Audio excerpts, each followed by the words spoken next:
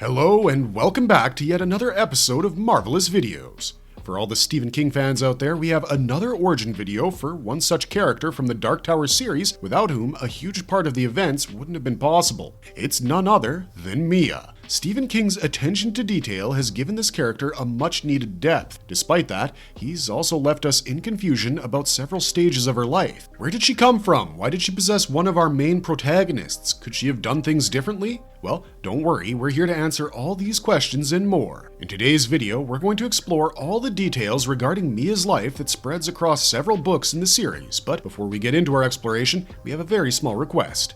If you like our content, please support us by subscribing to the channel. This is a small click for you, but it means a lot to us. So thank you, and let's dive right into the video to find out the true story of Mia. Who is Mia? In the world of the Dark Tower series, Mia is someone whose decisions end up affecting a pretty good chunk of the overall plot. In high speech, her name literally translates to mother. With that, we already know that she must have some connection with the idea of motherhood, but where does she come from exactly? Well, it's said that Mia was one of the spirits who got left behind when the magical Prim receded. So essentially, she comes from the same place as Gan. It's clear at this point that she's a spirit, which also means she has no physical body, but for the longest time, she's appeared before men in the form of an oracle or a succubus. These succubi are basically a type of lesser demon who are female. Their male counterpart is known as an incubi. The succubi feeds off humans by mating with them. That's exactly what Mia does.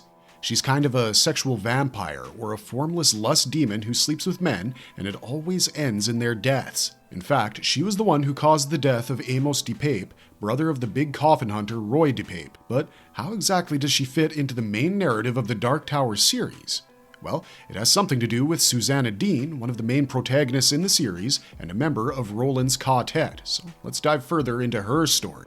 Mia's role in the Dark Tower mythos. After the Prim receded, Mia would roam around and haunt the city of Fedec, which is situated in the land of Thunderclap, which surrounds the castle Discordia. At this point in her existence, she had never experienced becoming a mother. One day, she observed a happy family that had a child, and this made her fall in love with their baby named Michael. It was then she realized the one thing she desired more than anything else was the power to become a mother. But soon, an epidemic occurred in Fedec called the Red Death, which devastated the place. For those of you thinking you might have heard of this Red Death before, then let's remind you where it came from. When Mia was telling the story to Susannah, it dawned on her that this Red Death epidemic is probably the one she's heard of in the story of Edgar Allan Poe titled The Mask of the Red Death, where the Red Death was a deadly plague. The occurrence of this epidemic in Fedec caused the people to move away. This meant that Mia's obsession with Michael the baby had to end because his parents took him and left. Now, this is the part of the story that concerns one of our gunslingers, Susannah Dean. After the Red Death incident,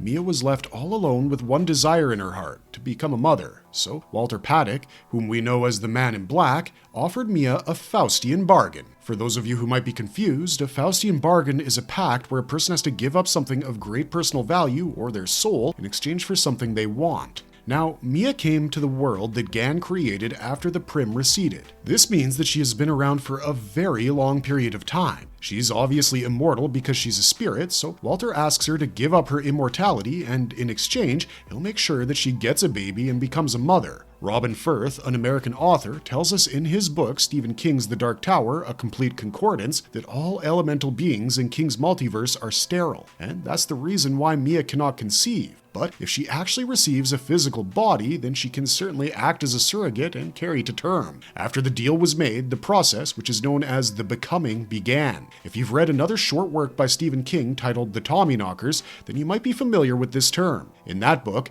becoming is the process of turning into the creatures known as Tommyknockers. But in the Dark Tower universe, especially in the case of Mia, becoming is a rather strange process that includes both technology and magic. So, with the use of such an operating machine, or a torture chamber as Robin Firth calls it, in the Fedec Dogan, Mia was given the ability to experience motherhood through surrogacy. Now, there's much debate about this part of the story, since there are a couple of vague theories here and there, but the most plausible explanation is that during the process of becoming, Mia basically lost her immortality and was given a mortal consciousness of some sort. That is how, later on, she was able to attach herself to Susannah and take over her body. Now, let me remind you, this isn't like something we've ever seen before. Susannah does have the split personalities of the supposedly bad Detta Walker and the supposedly good Odetta Holmes, but Mia's presence within her body didn't come from any such deep psychological situations. Now, let's dial the story back a bit. In Book 1 of the series, The Gunslinger, there is a succubus, also known as an oracle,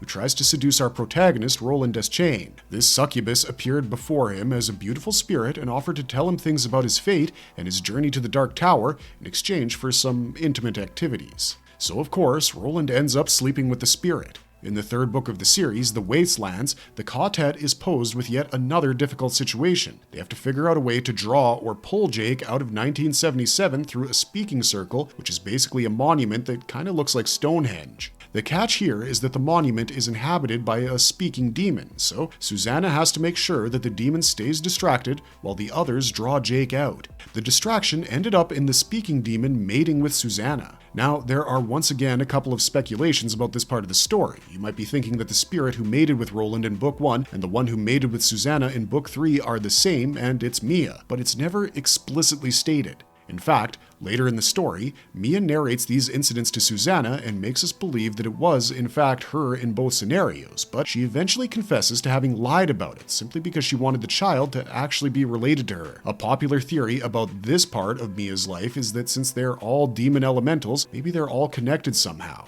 And the moment Mia took a favor from the Crimson King, he decided to use her as a vessel that would carry his and Roland's seeds. Eventually, when Susannah would be impregnated by a demon elemental, Mia's consciousness would be placed inside her so that she could give birth to her chap, whom we know as Mordred Deschain. This chap has been conceived in the demon-haunted speaking ring of the River Barony Plains. Now, since he has a red father, that makes him a demonic offspring. This also means that he would need to have a red mother. That's why Mia ended up being his red mother, Crimson King the red father, Roland Deschain the white father, and Susannah Dean the white mother. Let me remind you that since Mia is sterile, she needed to have an already fertilized egg within her to be able to carry the child. This is when the machine in the city of Fedek comes into play once again as it transfers Mia's consciousness into Susannah's body. Although the transfer isn't permanent, since there are times when Susannah has control over her own body. Now, while the fetus of Mordred is slowly growing within Mia's body, it is Susannah who first starts to experience the strange cravings that come with pregnancy. But her human food is not, of course, enough to sustain the demon offspring. So often, when Susannah is asleep at night, Mia takes over her body and feeds it things like the bonny bugs, frogs, and raw piglets.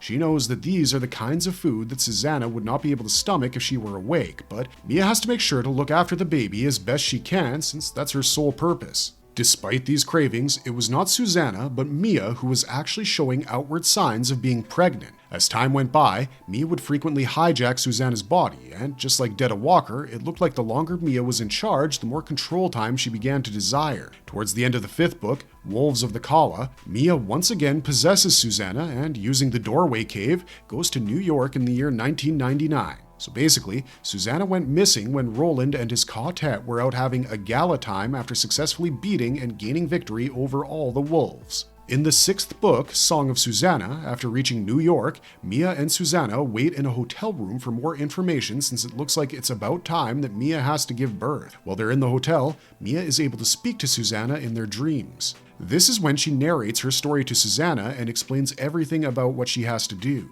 After the fulfilling conversation, Mia and Susannah seem to understand each other better and call a momentary truce between themselves. Soon, Mia is visited by Richard Sayer, who is one of the Low Men, agents of the Crimson King. He tells Mia that she has to go to the Dixie Pig, a restaurant that's frequented by the Red King's agents like the Low Men and the vampires. Upon getting there, Mia and Susannah go through a door that leads them to the city of Fedek. There, the machine is used on them once again to separate them from each other so that Mia can give birth to Mordred Deschain. For Mia, this would probably be the happiest moment of her entire existence since she always wanted to become a mother and take care of her child. But this happiness is short-lived. A few moments after Mia delivers the chap, she realizes that he was born as a were-spider. This means that Mordred is basically half human and half spider. He can turn himself into a dangerous spider-like creature whenever he wants. Right after being born, when Mordred was feeding from his mother's breast, he suddenly turned into a were-spider and sucked all the moisture from her body. This obviously killed Mia in an instant and just left a giant dust bunny in her space.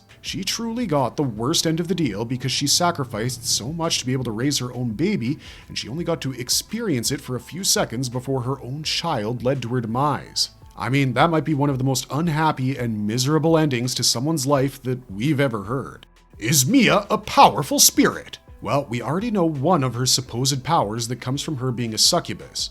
I'm quite certain that there's no other creature in the Dark Tower universe that can outpower her as a sexual demon. After all, she's been lustful for literally millennia. In fact, as we mentioned earlier in this video, her lust has led men to their graves. Now, apart from this, we do see an even stronger version of Mia later on in the books. After she had started carrying the baby, she would often be very particular about his nutritional needs.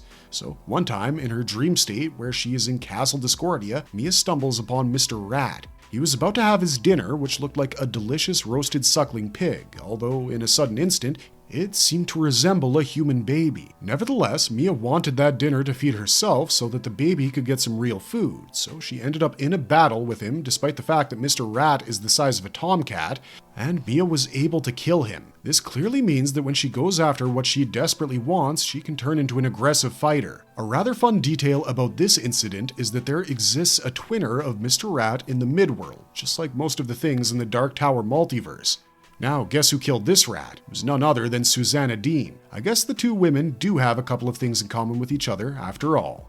Marvelous verdict! Well guys, we've come to the end of yet another marvelous video. Stephen King really puts in all of his effort when it comes to creating a character. A succubus creature like Mia could have easily been misunderstood or given less depth, but what makes King's work so great is its attention to detail. Right from her backstory till the day she died, Mia's character had us hooked.